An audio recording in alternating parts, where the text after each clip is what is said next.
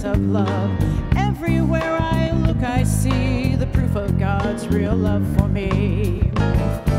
It's real to touch, real to hear, real to smell, and real to see. In times of laughter, times of tears, God's patient love is real in me. I stand amazed. I stand amazed. I stand amazed. I stand amazed. In every stranger's face I see reflections of God's love for me. In old and young, sick and well, the proof is there, it's mine to tell. So I will sing, I will dance, I will love, and I will laugh. And each of these an act of praise to one I love for all these days. I stand amazed. I stand amazed. I stand amazed. I stand amazed. Come on, Robbie.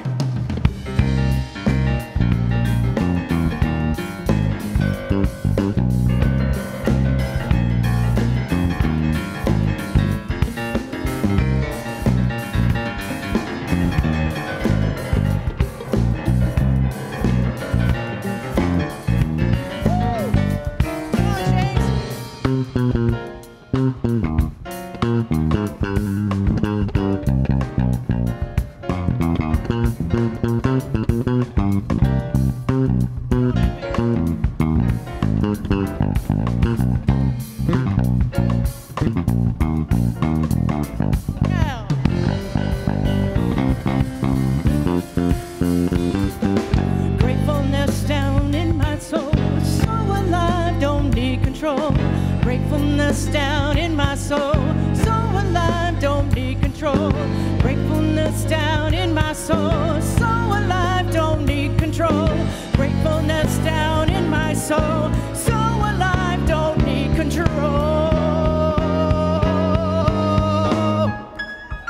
I stand amazed. Come on, you want to stand with me? I stand amazed. I stand amazed. That's your part. I stand amazed. I stand amazed. I stand amazed.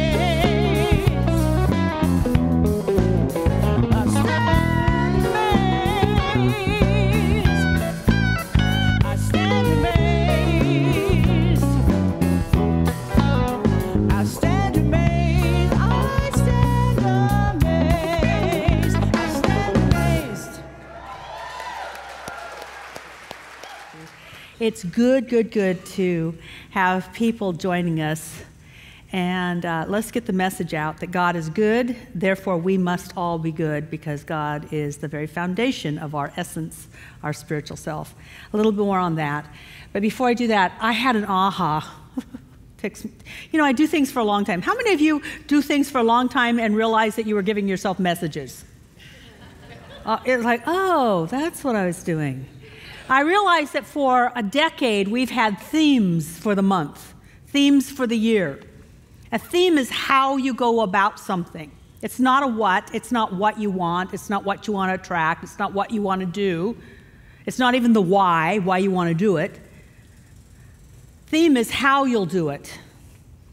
So we can achieve something and be totally worn out and not enjoy it because how we got there. How's how you move through your life, through your day, through your month, through your whatever. And I realized that themes, the themes that we've had have actually been working me, and I wish I'd told you to work you on how you go through things. How are you living? So last month we had the theme of appreciation. And I tried that on, and I worked it, and I noticed that with appreciation, everything becomes beautiful. It's just so everything becomes prettier and tastier and more beneficial and more relaxing. It's such a great way to live. It's appreciating. And this month, it's joy, to go through life with joy.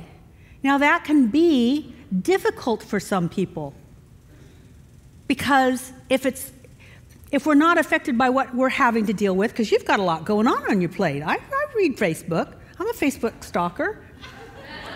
I know you. You've got a lot going on. The world has a lot going on. Our country has a lot going on.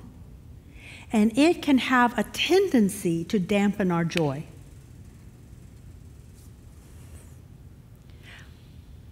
But I want to encourage myself and all of us to choose joy anyway, to live joyously anyway, to go through life joyfully anyway, to do it anyway. I was very inspired. I mean, I was already, cognizant that I wanted to be more joyful, and then I read our book of the month, which is the Book of Joy by the Dalai Lama and Desmond Tutu, and I'm like, I'm all over it now. I'm excited. I'm very excited. It's what I needed to read. It gave a foundation. In fact, actually, some of the things that I'm just running into are giving a foundation for what I've known and what I believed in, but now I'm getting backup. How many of you have ever had an intuitive knowing, and then you get the backup, and then you feel really proud of yourself? It's not just me. I got experts. It makes me feel better. Well, it's been happening. They're the experts. See, the Book of Joy are written by two people that could have a reason not to be joyful. The Dalai Lama has been in exile for a very long time, and before that he was at war with the Chinese.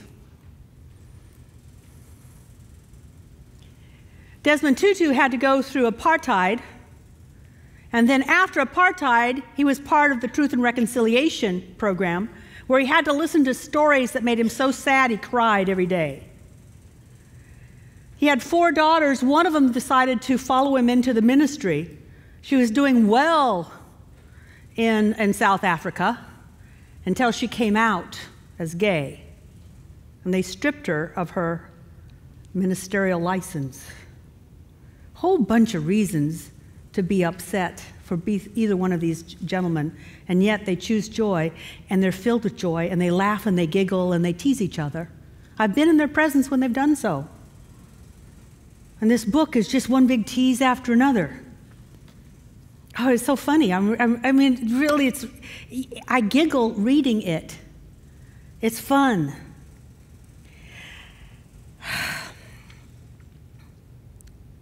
And they agree with me. I've said this for a long time, and it's nice to have these two spiritual giants say what I've been saying for a long time, so I feel better. That means maybe I'm a spiritual giant. I don't know if that's like the blimp. I don't know. Michelin Man. Happiness is a fleeting condition based on outside conditions. What they say is happiness is a fleeting condition based on outside conditions, outside circumstances, outside causes.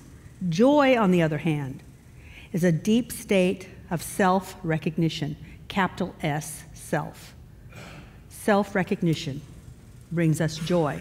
When we find ourselves, we find joy. The Greeks said, or at least one Greek said, some Greek guy chiseled.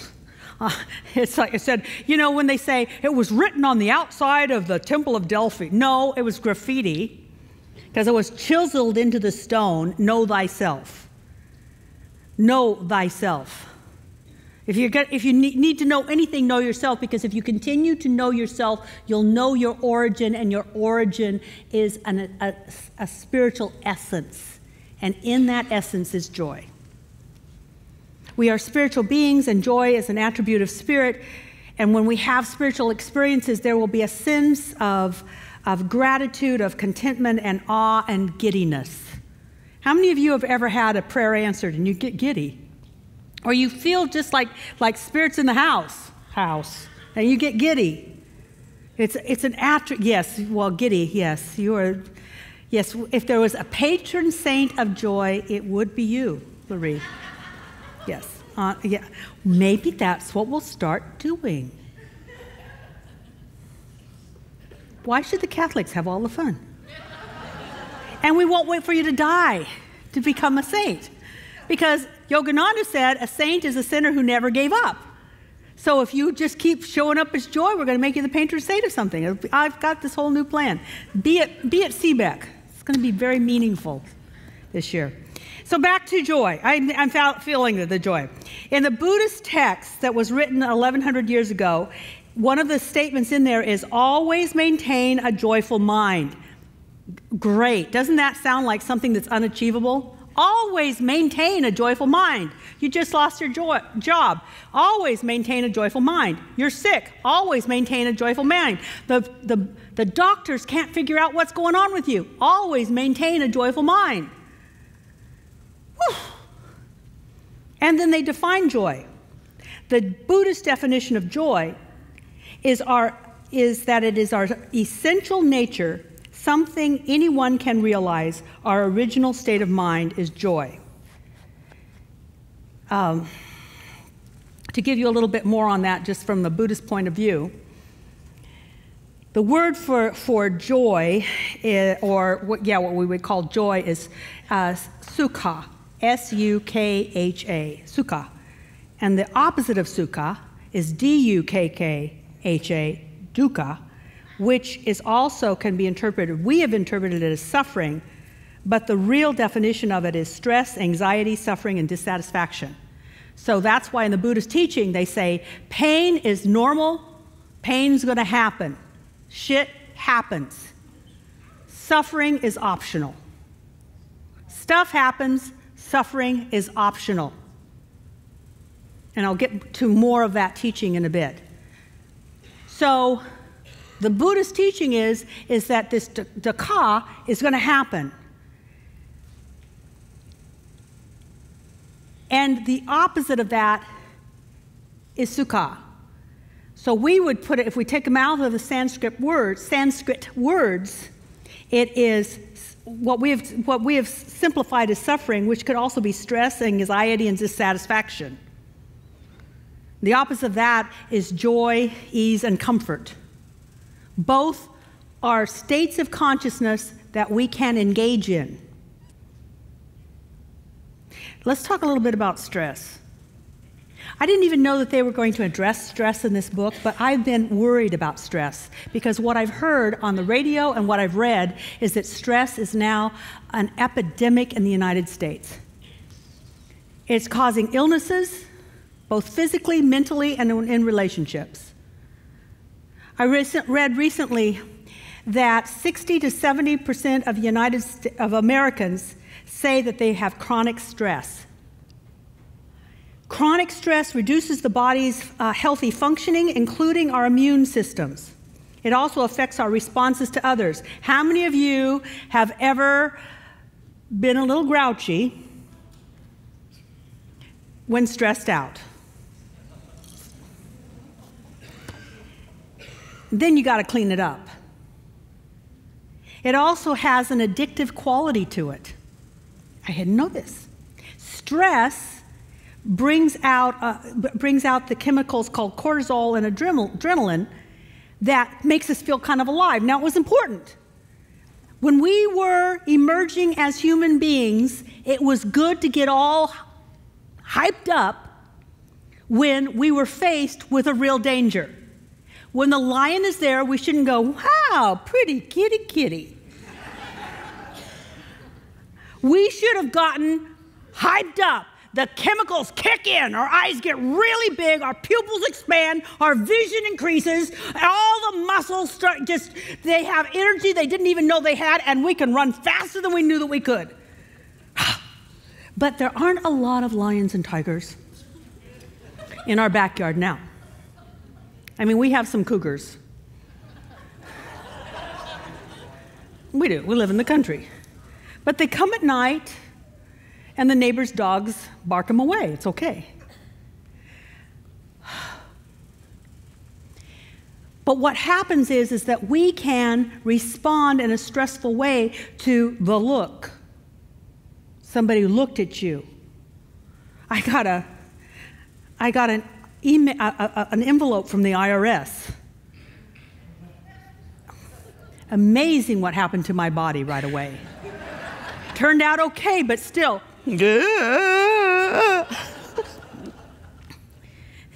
Now, the problem is that people can become, actually, there's studies on this now, can become addicted to that energy surge. And so therefore they look for things to be reacting to. Those are the drama queens and the drama kings. Everything is big. And it makes them feel alive. And we're destroying our body.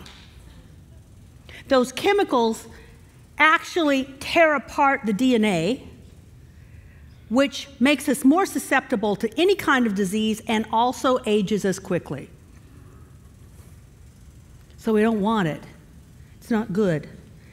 What worked in our ancestors' past doesn't work for us now. So we go for the opposite of what the Buddhists call suffering, or stress and anxiety and dissatisfaction, and that is joy, ease, and comfort. Both of these words come from, the Sanskrit words come from an even older word. I mean, I'm not saying an older word, but an older language, which was Aryan.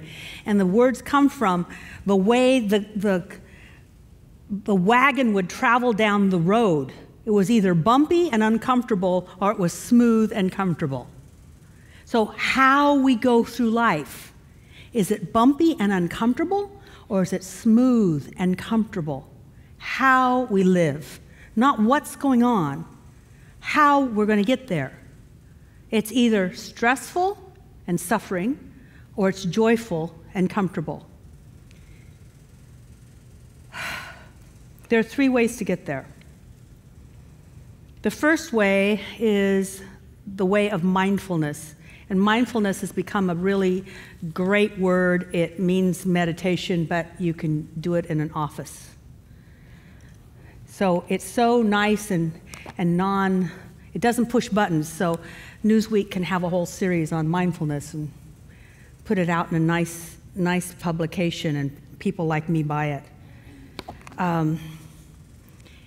It's a way that people can become centered and reduce stress without having a religious connotation to it.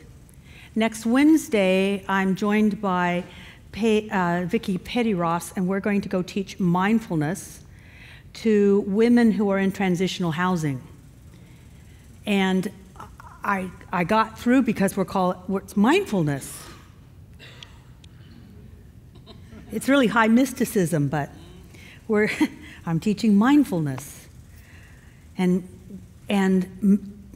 breathing exercises and how to find that spot within us that's always at peace, that we don't understand, that Jesus would say a peace that passes understanding. There's a way to get there without scripture, without some sort of religious practice.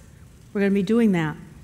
Mindfulness basically means to be present, to just not deny what's going on, but not take what's going on into the future, or take what's going on and find a reason for it in the past. If you're in pain, you experience the pain without the analyzing of what in my consciousness caused this pain. And we notice the pain, whether it's physical or emotional, and we don't take it into the future like, I'll never get through this pain. This is what the Dalai Lama said. When we're being mindful, we're actually allowing ourselves to become mentally immune to suffering. Mindfulness lets us be mentally immune to suffering, like we can become physically immune to disease. We're all exposed to bacteria and viruses that could kill us, but we have an immune system that keeps us healthy. We're all going to be exposed to ideas that could take away our peace of mind, but we could be immune to those ideas. It's not that we're going to deny them. We're just not going to be affected by them. That's what happens when we go for joy or sukkah. To be present allows us to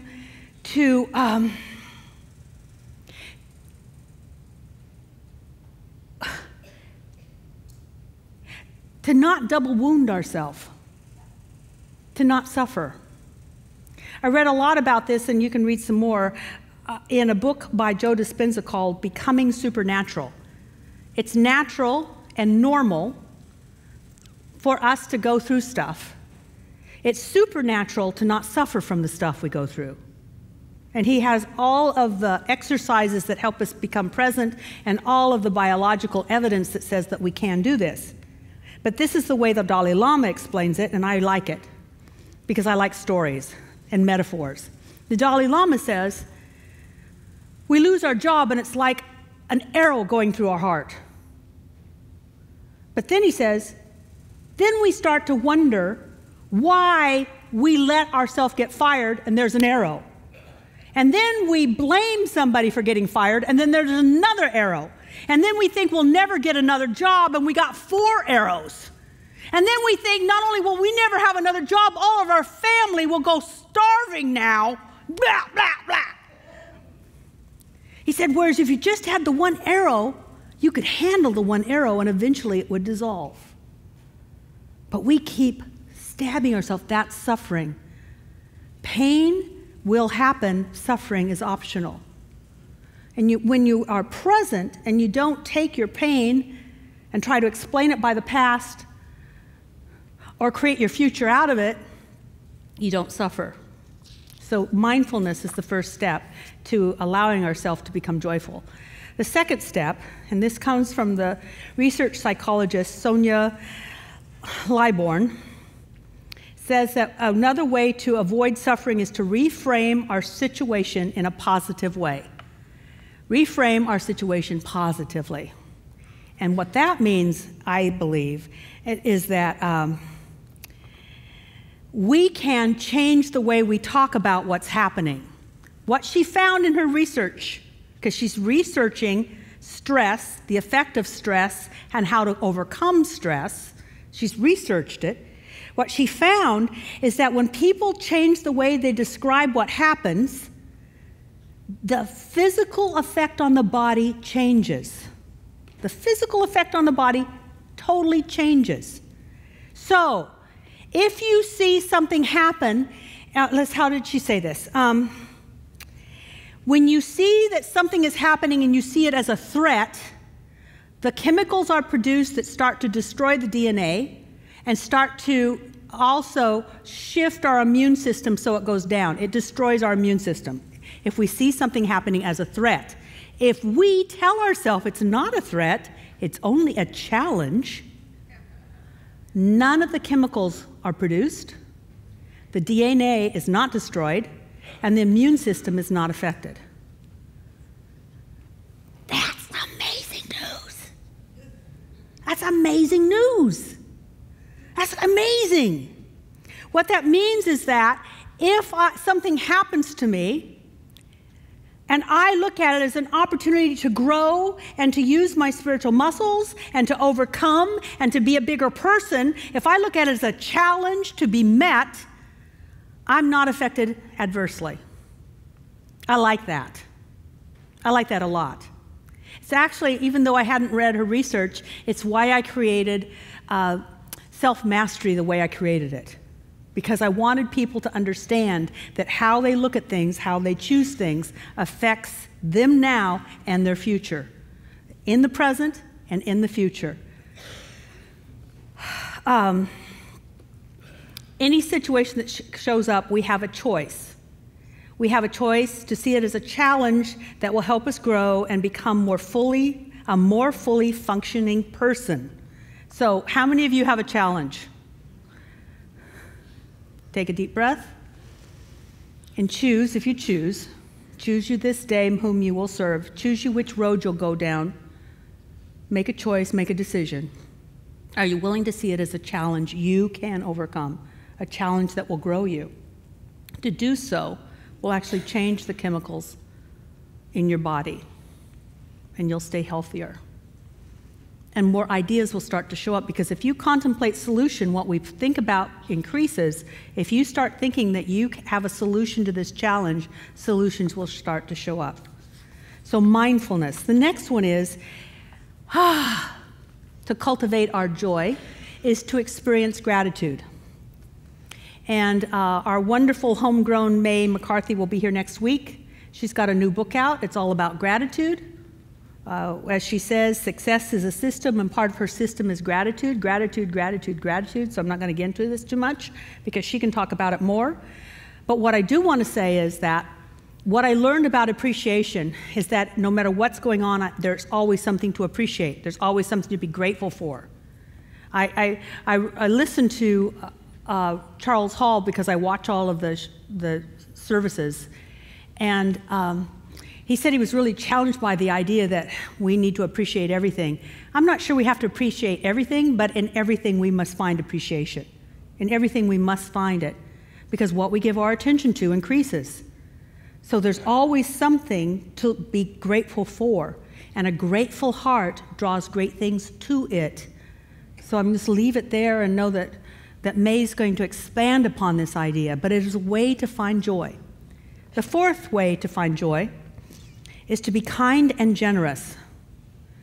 Generosity isn't talked about a lot, or it's not talked about enough, I don't think. To be just generous in all your ways, to be generous in your time and your talent, in your resources, to be generous in the way that you communicate with other people, to be generous when you're in your desire to find harmony and expression. Generosity and kindness are so close together. It's kind to be generous, and when we're generous, we're kind. And I had a psychology teacher, a counseling teacher when I was in ministerial school, and she said, nice is a 4-letter word. See, there's nice, and there's kind. Kind will take the time to understand. Kind will take the time to find common ground, common understanding, common things that you have in agreement with. That's kind. Nice is, hi. You know, Seattle's nice. No, we're nice, and it's cold, and it's surface. Have you noticed that? Kind takes a time to actually look at somebody and want to know them and to appreciate them and reach out. It's kind. Not enough is said about generosity and kindness.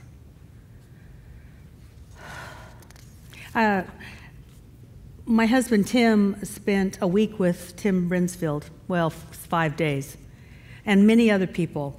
He came back, and he's really fastidious. His car was so dirty, thick dust on it. His clothes wouldn't even bring in the house. Thick dust. He was tired. He said, I have muscles I didn't know I had, because they spent time building a house for someone who wouldn't have a house today. If 12 to 14 people hadn't given up a week to go over and build a house for him, to take it from a cement slab and put up walls and a roof. And he was so happy. He was so tired and so happy.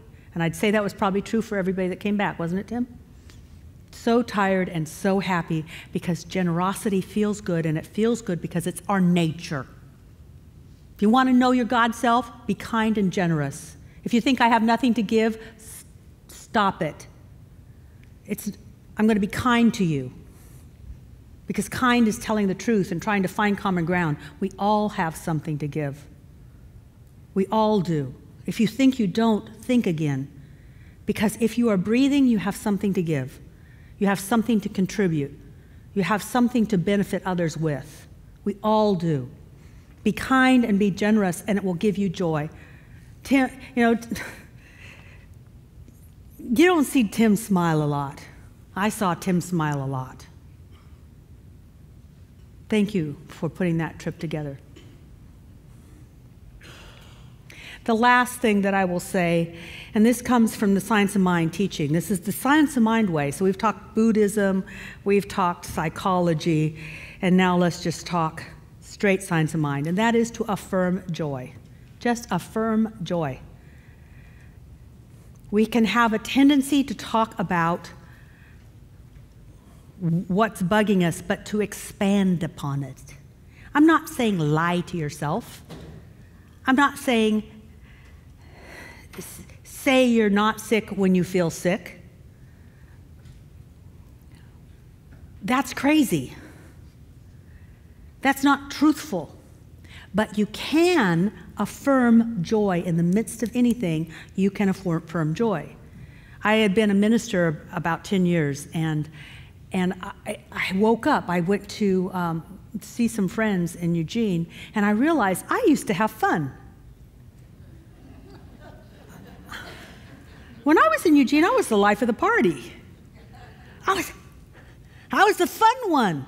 And I was sitting around with my friends, and they were having a great time. It's like, and I realized, what has happened to me? And I realized it's because I thought this spiritual stuff was serious. So I put on my little spiritual outfit, and I've become serious about it. It's not that I was grumpy, I was just serious. Not a lot of fun in that. If we're going to change the world, we need to invite people into a life where spirit is active in them. And they actually believe that there's a force for good in the universe and they can use it. And there's a force for blessing in the universe and they can use it. And there's a force for love in the universe and they can be touched by it and loved by it. But to do that, they've got to believe that it might be fun to be there. Instead of, yeah, I'm working on myself.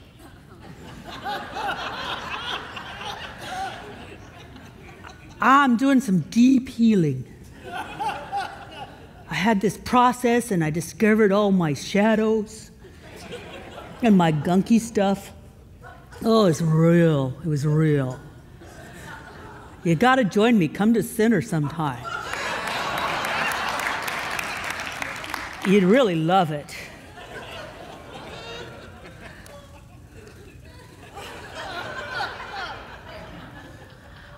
It could just be fun.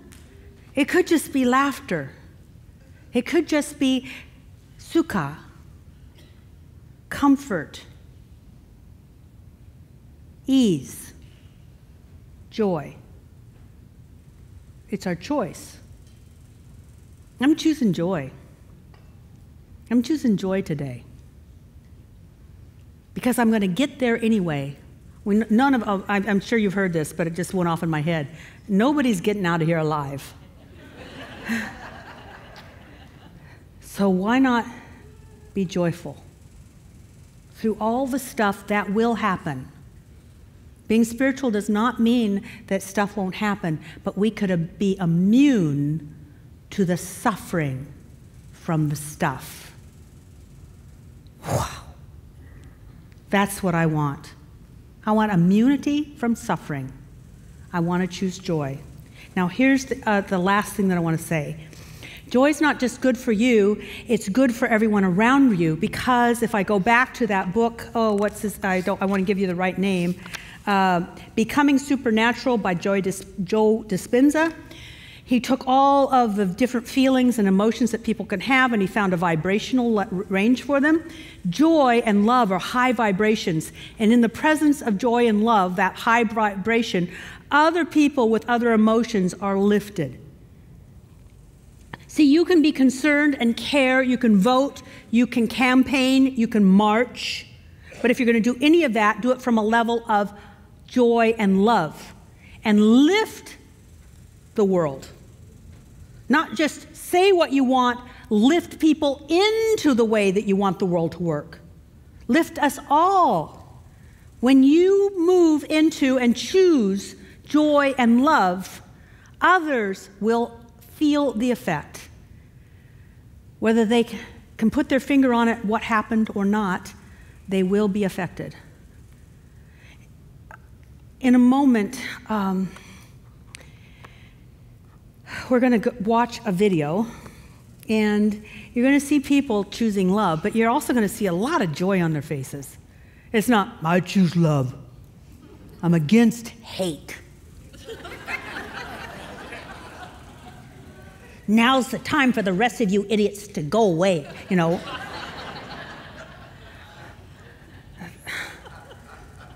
No.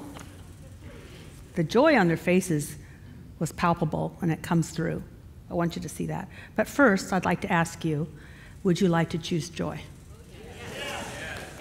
Then let's pray. Let's take a deep breath. And while Rob is going to the piano, I'd like you to first become present. Let's be mindful. Feel the chair. Where are your legs? You don't have to put your legs in any position, just know where they are. Where are your hands? How are you breathing? How's your spine? Where's your chin? Take a deep breath. Let it out. Feel what it feels like to let the air go in and go out. Be mindful in this present, divine, wonderful, fabulous moment. How good it is. And now I turn my attention to that which has been and always will be, that which is beyond all words, that which is beyond all names, that which has been called by millions and billions of individuals throughout millennia, crying out to that which is beyond them, knowing that it is still present and knowable. To that, I turn my attention, and just to keep it simple, I'll call it God. And I know that an aspect of God is joy.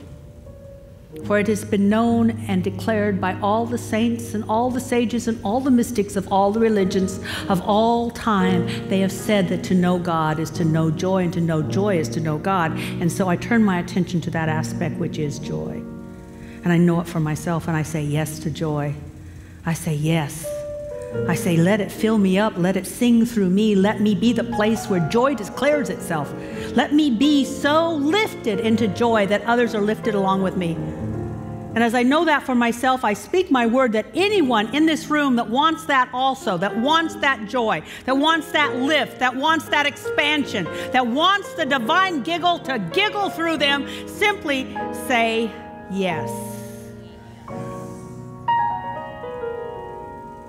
And in the call and in the answer is the commitment and the communion, and the two become one. God's joy and our heart are now one. We are the expression where God shows up as joy. I know that for myself, for each person here who has said yes, each person willing to be immune to suffering and to be the contagion of the living God. The contagion of joy to everyone around them. Everyone that wants to get joy and love all around everybody else, simply say yay and amen. And guess what? You're it. Tag, you're it. Tag, you're it. Now go touch somebody. Get it all over them. You don't have to preach. You don't have to tell them how they're doing it wrong. All you have to do is breathe in the joy and vibrate high, and God does the work. That's a divine system. That is so cool. That is so real. That is the way. The way. And so it is.